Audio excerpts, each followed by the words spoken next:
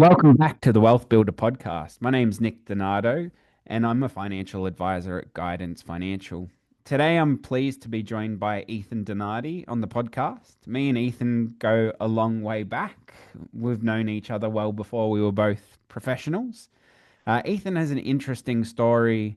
As he says himself, he's gone from social anxiety to being an expert marketer and international speaker. Today, we'll discuss building confidence, mindset, and personal branding with an expert.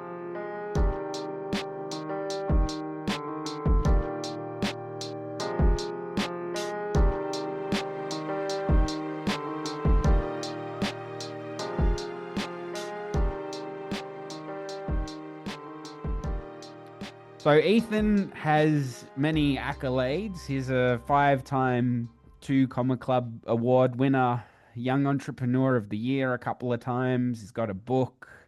He's spoken on TEDx. So, done lots of things. So, thanks for coming in today, Ethan.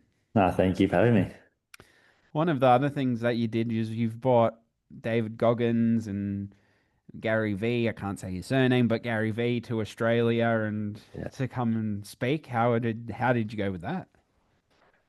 Yeah, I mean, those are the biggest, I guess, business things that I've done in the last couple of years was, yeah, David Goggins a couple of times in Australia, Gary Vaynerchuk, 2023. And they both came about just from, I guess, just taking massive risks to try to grow the business faster, essentially. So, both of those tours had a lot of sleepless nights and a lot of stress because of especially the financial outlay that was required to pull that off, and then not knowing if something's going to go wrong, if you're going to make your money back. It was just a big risk. All those things were a big risk, but it was really paramount to growing the business near the beginning to fast track the growth, I think. And yeah, big risk that seems to have paid off. I saw you on billboards and heard Yeah. you on the radio and whatnot. So it definitely got you and your brand out there for sure.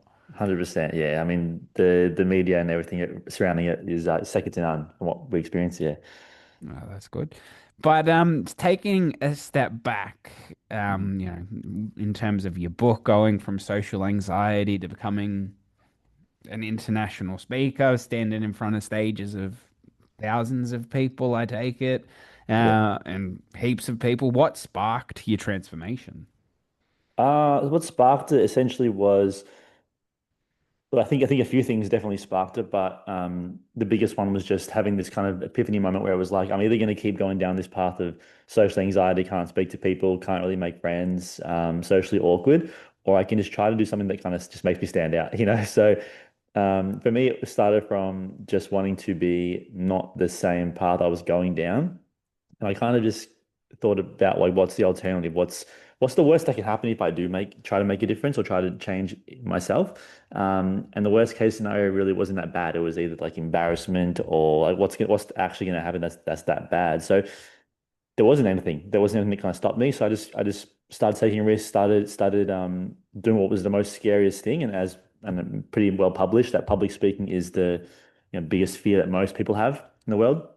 So I decided to master the one thing that definitely people wouldn't expect me to have done, let alone anyone really to go after because it is so different. It is so scary for most people. So that's kind of how I began. That's really how I started. That was what sparked it. It was just that fear and that frustration of being, um, just socially inept and couldn't do anything really. So just facing your fears, basically, facing Exactly them. right. Yeah, facing the biggest fear that was literally head on. Whatever it was scary. Obviously, everything was scary when you start off, but I just kept doing it, kept going through it, and to the point where it became very, very natural and not scary at all. Yeah, the first thing that kind of made me get rid of the fear was University of Melbourne. I was teaching there for a bit when I was like 21 years old, 22 years old, and that was probably the most fear I've ever had on a stage, and there were only 20 people in the room. So once I did that for like 6 months, then the other stuff became a little bit easier. Like bigger audiences become easier because you can't even see the people. It's just like you're just speaking. So yeah, that's the first thing that kind of got rid of the fear for me was Uni Melb teaching.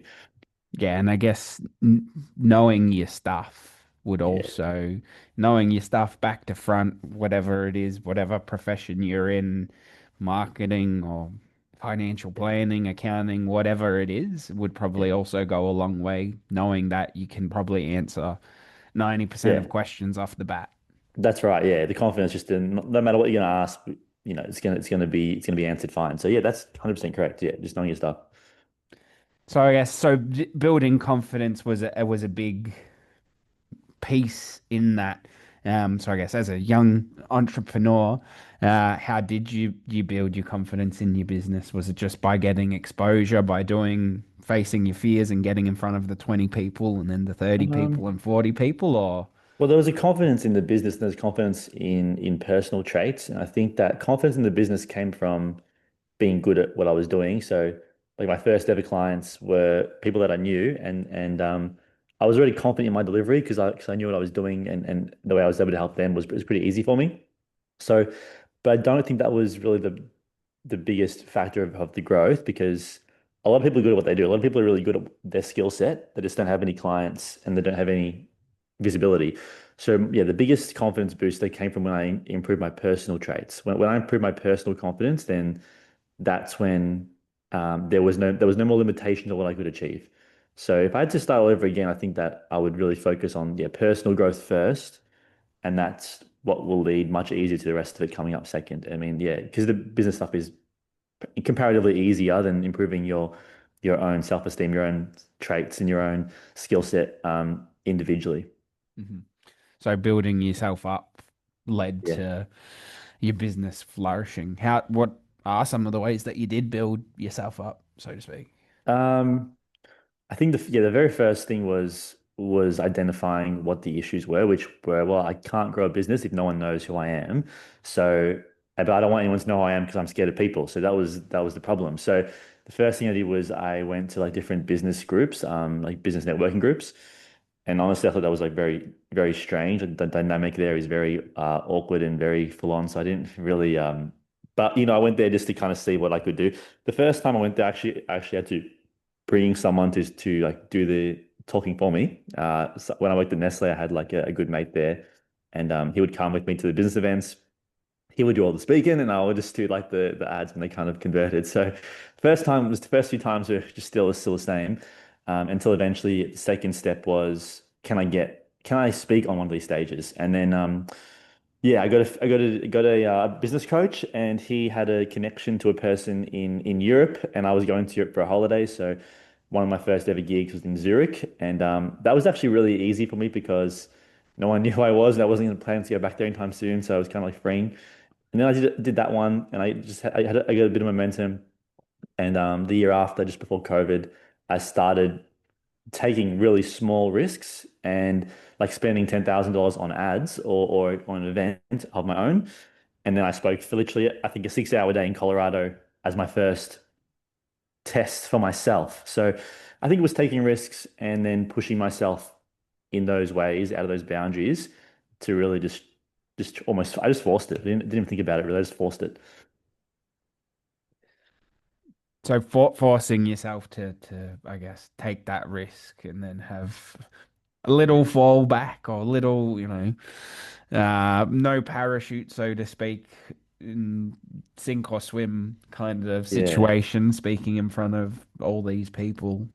Yeah, that's right. And I was young enough to take that risk. Like, I was young enough to where it was if I did fail, if I didn't make any revenue back, or I got no sales, or I got no clients, there was going to be enough time to fix it.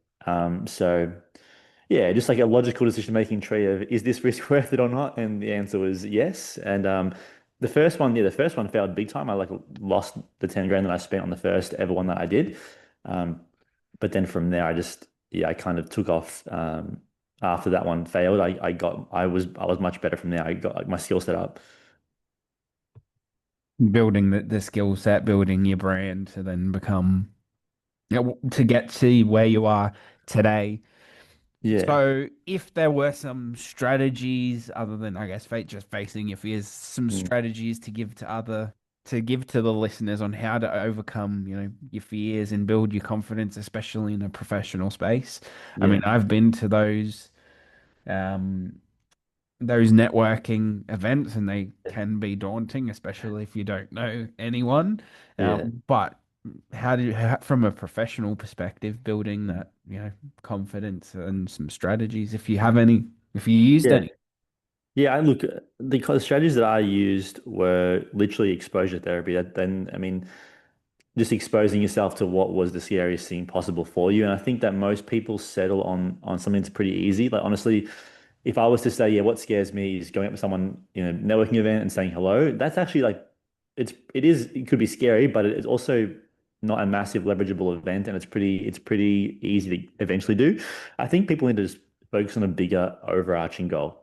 So I think if you're in business and you're wanting to think, well, how can I grow it faster? Well, the answer is getting in front of more people. And the way you do that is advertising yourself, whether it's social media or in person or wherever, having more mass distribution. And then, yeah, if you're the one speaking, you're the one on a webinar, you're the one at a personal in-person event, there's one speaker to every, 100 people in the room. So just by mathematics, you are already doing what most people won't do, which is going to get you seen more than most people anyway. So I think the advice is just do the most leverageable activity that can get you in front of the most eyeballs as possible.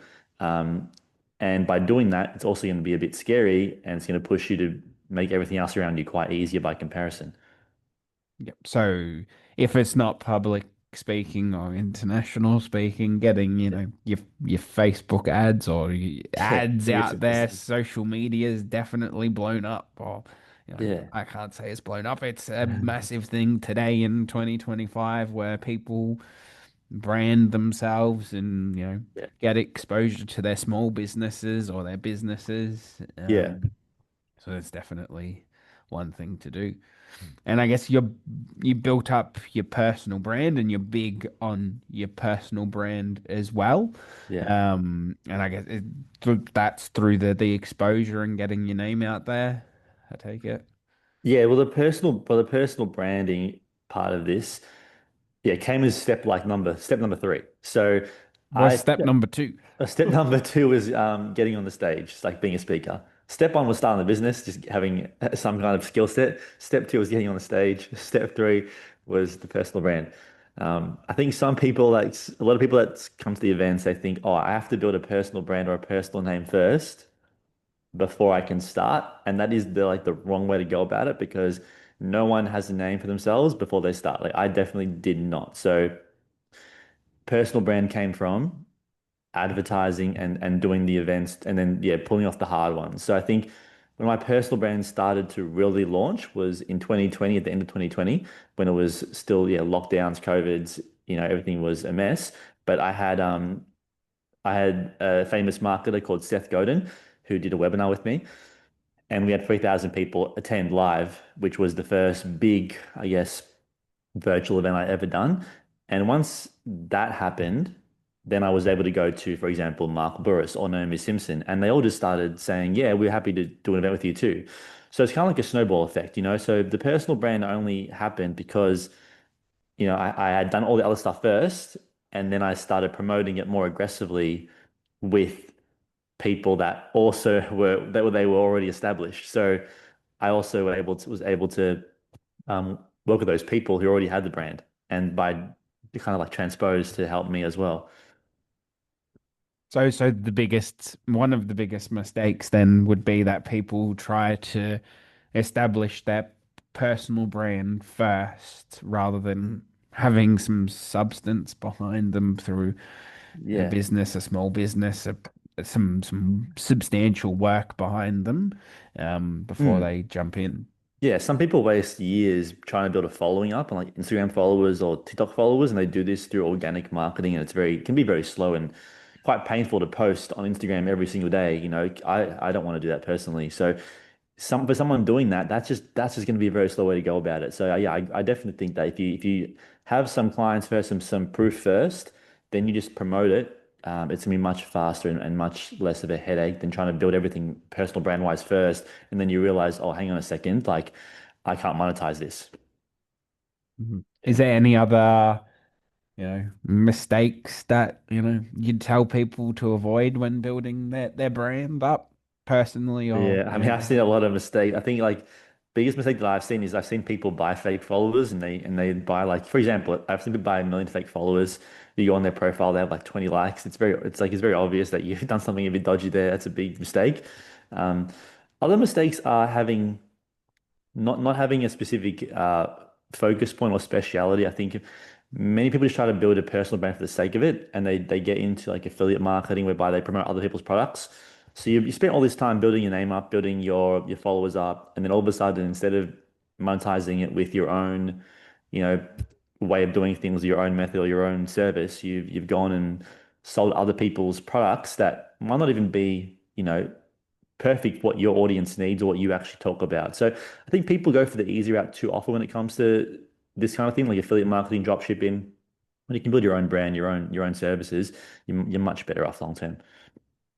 You definitely see a lot of Instagram reels and a lot on social Yeah, media around, drop shipping and using your own, yeah, setting up your own business, leveraging off someone else and whatnot. So there's a mm, lot of stuff out there yeah. like that. Heaps. There's heaps of stuff. Yeah, But that's interesting to hear. Interesting to hear though. yeah, Um, Another one of your, when you bought out Gary V, a lot of your title or the subject line of yeah, your tour was around yeah, mindset and yeah. mindset matters, if that's right. Yes, the Gary V one, mindset matters. Yeah, So I guess from a mindset point of view, I guess yeah, if you're not having a personal brand or running a business yourself, it'd still mm, be from an employee level or from a business owner level. Mindset plays a big part in becoming a successful individual, mm, professionally, personally, as yeah. well. What are your mindset principles? Yeah, mine's like that's a huge one because even like David Goggins one was called Adapt or Die, and Goggins is all about like mindset, and he's like very that's probably the mindset leader in the whole personal brand and influencer space. So it's probably the most important thing when it comes to success, and I didn't realize that for a few years to be honest. But I think the biggest principle that I would say has the biggest impact for me is removing all of the emotion from the outcome, and that's very difficult to do because humans are emotional, but yeah, I think mindset wise, this the second you can differentiate between what you're doing emotionally versus what you were doing logically is when you'll start seeing consistent returns. Even I'm sure you would see with people that are investing in different things and they're like, I want to it's losing money, I want to sell everything now. And people get emotional at different times for different reasons. So it's same in business, same for employees, same for really anything. You need to find a way to have a clear goal, have a clear direction, have a clear outcome, and then whatever it takes to get there, you just need to do it regardless of how you feel about it. So it's removing the feelings from what you know needs to be done. And I think that's what David Goggins really but when I saw David Goggins in person, when he was the one that I was interviewing and he was going at the crowd about different answers, it was just like it's just to watch him in person, it's so clear how he's able to differentiate, whatever needs to be done, he's just going to get it done. It doesn't matter how he feels, if it's painful, if it's difficult. He just knows, okay, here are my steps to get it done, and it's going to be done. It's game over. So that's what I would say is get rid of the emotion. Yeah, as you said, we do see that in the financial advisor investing space where we try to, I guess, segregate the emotion out of investing because Mm. COVID earlier this year when Trump came in and there's some wars going on, and in April we had a big downturn in the market. You Yeah, know, it's natural to not be happy or impressed when the market goes down, yeah, but you'd look at it from a structural point of view and whatnot, and hopefully withstand the emotion depending on time mm, frame and objectives and all the like. But yeah. hopefully we can hold out and wait for the market to recover and take that emotion out of it. That's right. Yeah, 100%. 100%. But yeah, steps. So yeah, Goggin sounds like he's got steps, and then he just smashes them out from a mindset point of Yeah, view. it's just insane. The guy he ran what 240 miles on a with an ACL injury. Like that's just insane. Doesn't care what's going to happen. Doesn't matter what's happening around him. You're just going to get it done. And that's yeah, that's I think that by far the best. mentality I've seen and witnessed live is just his, just unrelenting um, effort to get things done. So out of all your, speakers and the people you've met through your Yeah, years, would yeah. he be, you know, up there as one of the most interesting or most impressive people? He'd be number one. He'd be number one. Yeah, for yeah, obviously how he is on stage, but more so for what is off stage. Like he's actually a very humble, down to earth individual. Had hang out with us like for dinners. He's just very just down to earth, to be honest. So yeah, he'd be number one by far of the experience overall. Yeah, And him or any of the other people you've met Mm. along the way, if or yourself, if you've got any, do you have any tips to improve that mindset to, help people achieve their Mm. personal, financial goals, whatever they may be? Yeah. Look, I think the biggest mindset kind of viewpoint is that. I think especially with David Goggins, what he was kind of saying is that a lot of people like to talk or set goals or talk what they're going to do. Like they kind of plan all this planning, but they don't do anything. And there comes a time where you have to stop all the planning, stop all the thinking about things, and get to the execution part of it. And that's what most people are lacking because obviously 2025 we have more access to information than ever before. We have AI now that is really quite mainstream at this stage, and people have more. It's actually easier now for anyone to get results from anywhere. But the unfortunate truth is most of us want all these massive goals, but are either too lazy or just don't put enough effort to get it done. Because if you really wanted to have an outcome, you can go on Google, go on ChatGPT, go on whatever you want and find the answer. It's now about executing. So, yeah, the biggest mindset advice, and I think what I've been around is simply that there's a time where these people that have got to this level, they just execute at an unbelievable level. There's less talk and less thinking, and just execution is the biggest one now. Yep. Execution, as you said, AI is a massive thing Yeah, today, and it will be probably in the future as well as it continues to develop. We've yeah, actually had a couple of chats about AI on the podcast yeah. recently, so Okay. there's a lot in the AI space, definitely. Mm, But I yeah. guess execution, as you said, to get out and have a sound plan in place, but then actually follow through and execute what you want or what you've planned Mm, out to yeah. hopefully get you to where you want to be today, tomorrow, in the next 10 years. That's right. Yeah, just getting things done, having clear plan, clear direction, and the how to is the easy part. How to you could find now. Yeah, use whatever you want. Use AI, give you the how to. AI kind of makes brain cells optional now, even in marketing. Like it makes everything very, very easy. So yeah, there's no excuse anymore for people just to execute and get it done. So that's I guess the execution, the mindset is the biggest takeaways that you've taken from all your international speakers from all these large Yeah, I think people.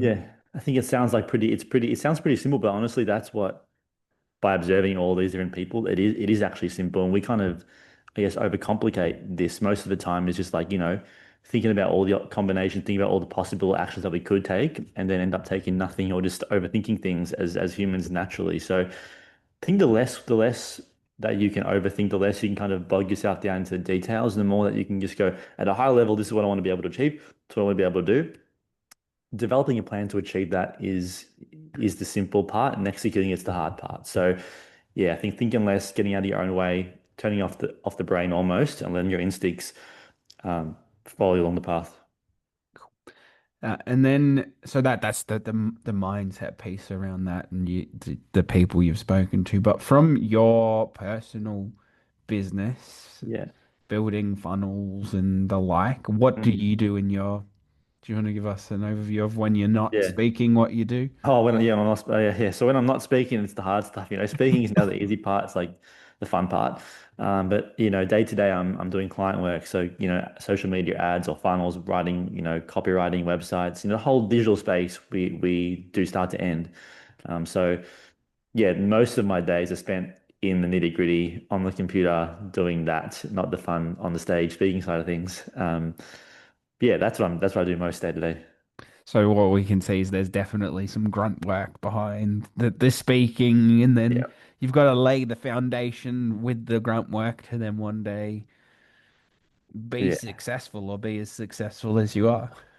Yeah, you have to do that. I mean, you have to do the hard work first, otherwise you can't speak about anything really. So, yeah, these days speaking is like what once a month, once every 3 weeks, and the rest is all just yeah on the computer, talking to clients, getting the work done, pretty much. Oh, lovely, lovely. Yeah, Um, last one to round out the yeah. podcast and the conversation. Do you have anything big coming up? Anything big planned that we should look out for in the next 6 months? Yeah, look, the next 6 months are going to be yeah they're not confirmed because I'm getting married in March, which is like 4 months around the corner. So Congrats, congrats. thank you. And then so look, we're just planning around. We're planning around. Are we going to do something before that, afterwards? So look, nothing's massive internationalized will happen. I'd say for the next year. But yeah, we're still planning on what's going to happen next. A few small events, Australian marketing summits coming up soon. Our normal workshops, I would say, but yeah, other than that, nothing huge at this stage. No worries. Well, thanks for giving us the inside scoop and the inside word. So thanks for coming on today. Thank you very much.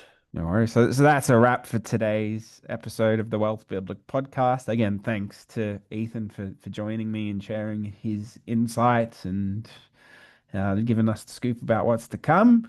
Thanks to everyone for listening along as well. If you like today's episode, feel free to drop us a message or share it with someone you might know who finds our conversation valuable. And I look forward to bringing you the next episode in a fortnight's time. But until then, have a great day.